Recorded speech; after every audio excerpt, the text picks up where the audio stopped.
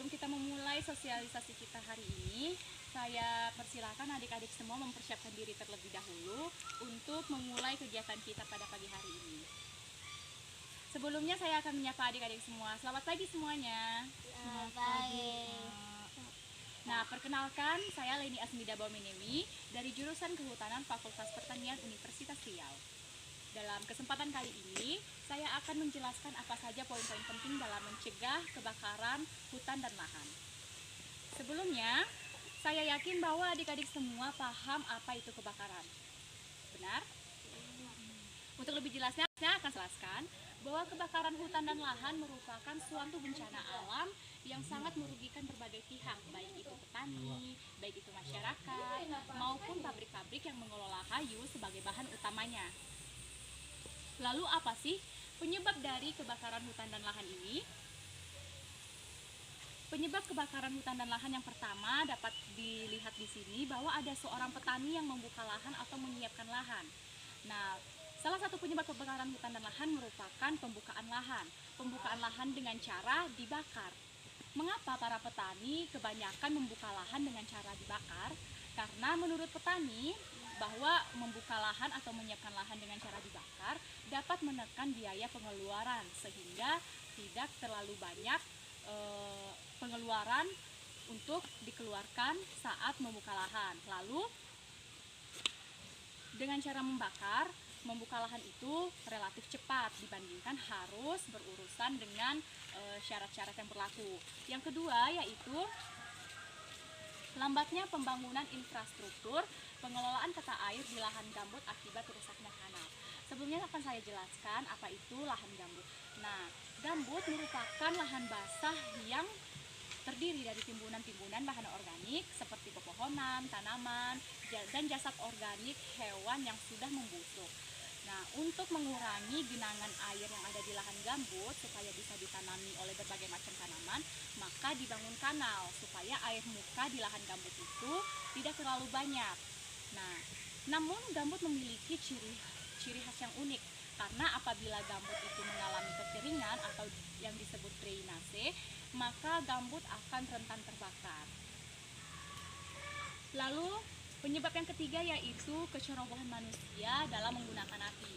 Nah, kecerobohan manusia ini dapat berkaitan dengan kegiatan ataupun aktivitas manusia yang dilakukan, baik itu di sekitar hutan maupun di dalam hutan itu sendiri. Contohnya saja berkemah. Berkemah tentu menggunakan api unggun. Nah, apabila setelah berkemah kita tidak memastikan api unggun benar-benar mati, tentu akan menimbulkan bencana kebakaran. Lalu apa dampak dari kebakaran hutan dan lahan ini? Yang pertama, dampak kebakaran hutan dan lahan adalah rusaknya lingkungan dan ekosistem. Tentu saja karena kebakaran yang terjadi akan menimbulkan atau membuat lingkungan itu rusak karena api melahap berbagai hal yang ada di sekitarnya sehingga kestabilan ekosistem yang ada di hutan tentu saja terganggu. Lalu dampak yang kedua yaitu hilangnya habitat atau tempat tinggal bagi satwa. Seperti yang kita ketahui, hutan merupakan tempat tinggal bagi hewan, baik itu mencari makan, baik itu untuk berlindung maupun untuk berkembang biak. Namun jika hutan mengalami kebakaran, tentu saja hewan-hewan akan melindungi diri mencari tempat tinggal yang baru. Nah, bagaimana jika seluruh hutan di Indonesia terbakar? Tentu saja hewan-hewan tidak memiliki tempat tinggal lagi dan akan menekan populasi hewan tersebut. Dampak yang ketiga yaitu matinya hewan dan pepohonan. Seperti yang dilihat di gambar ini, semua pohon yang terbakar tentu akan mati dan juga di sini ada hewan yang tidak sempat atau tidak bisa menyelamatkan diri akibat kebakaran terjadi karena pergerakan yang lambat ataupun karena sudah terkepung oleh api. Banyak hal yang menyebabkan hewan-hewan tidak bisa melarikan diri saat kebakaran terjadi. Nah, dampak keempat yaitu dampak yang dirasakan oleh manusia, yaitu penyakit pernapasan atau yang disebut dengan ISPA. Nah, pada saat kebakaran terjadi, tentu saja asap yang berlebihan akan muncul sehingga masyarakat-masyarakat yang tinggal di sekitar hutan ataupun di lokasi dekat kejadian kebakaran hutan akan mengalami yang namanya penghirupan asap yang berlebihan sehingga akan menimbulkan penyakit pernapasan atau yang disebut ispa.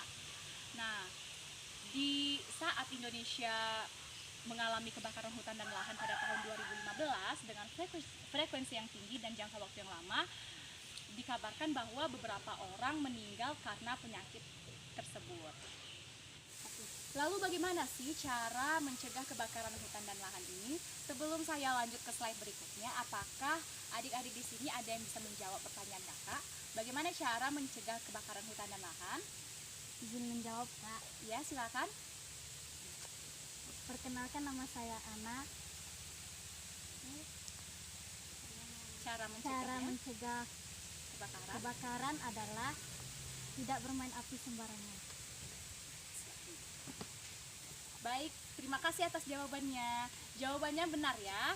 Nah, tetapi saya akan menjelaskan apa saja poin-poin pentingnya. Yang pertama yaitu mengawasi titik rawan kebakaran hutan. Nah, untuk mencegah kebakaran hutan dan lahan pertama kali tentu saja kita harus tahu di mana titik-titik api paling banyak muncul. Nah, jika kita sudah mengetahui titik api tersebut berada di mana, tentu harus kita lakukan pengawasan yang ekstra untuk menghindari yang namanya kebakaran.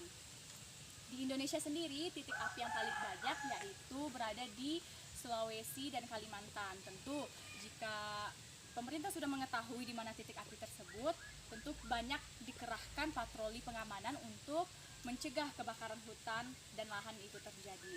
Lalu yang kedua, penyebabnya yaitu melakukan patroli dan pengawasan dengan ekstra. Seperti yang saya sebutkan tadi, jika sudah mengetahui titik api di mana berada, tentu kita harus melakukan pengawasan yang ekstra.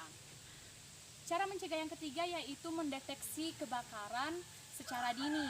Nah, hal-hal yang dapat kita lakukan untuk mendeteksi kebakaran secara dini, yang pertama yaitu membangun menara pengawasan dengan jarak pandang yang jauh dan dilengkapi dengan alat-alat seperti topografi maupun alat komunikasi lainnya.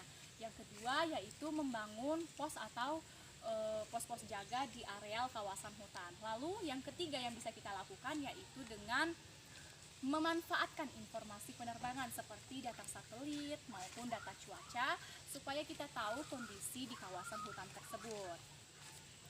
Cara mencegah yang keempat yaitu ada mempersiapkan peralatan pemadam kebakaran hutan. Mungkin dengan cara mempersiapkan peralatan kebakaran hutan, kita bisa berjaga-jaga apabila kebakaran terjadi. Semua alat-alat untuk memadamkan api bisa kita lakukan pemadaman kebakaran secara langsung. Lalu yang kelima yaitu dengan memasang alarm peringatan bahaya kebakaran. Nah, guna alarm tentu saja mengingatkan kepada kita jika ada kebakaran terjadi, akan memudahkan kita mencari lokasi kebakaran tersebut. Lalu selanjutnya ada melakukan penyuluhan seperti saat sekarang ini. Penyuluhan dilakukan supaya masyarakat tahu dan paham bagaimana caranya menghindari kebakaran hutan dan lahan dan mencegah kebakaran hutan dan lahan tersebut. Selanjutnya ada tidak sembarangan membakar seperti yang disebutkan adik kita tadi. Terus memastikan bahwa api benar-benar mati. Seperti saat berkemah, tentu harus kita pastikan api unggunnya sudah mati atau belum. Dan lain sebagainya.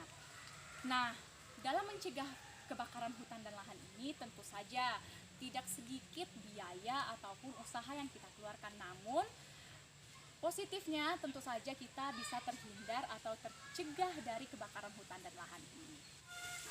Baiklah, sekian penjelasan dari saya. Apakah ada yang ingin bertanya? Ya, sebelum ada yang ingin bertanya, saya persilahkan untuk adik-adik semua menikmati konsumsi yang sudah disediakan. Izin bertanya, Kak. Oh iya, silakan. Perkenalkan, nama saya Gio.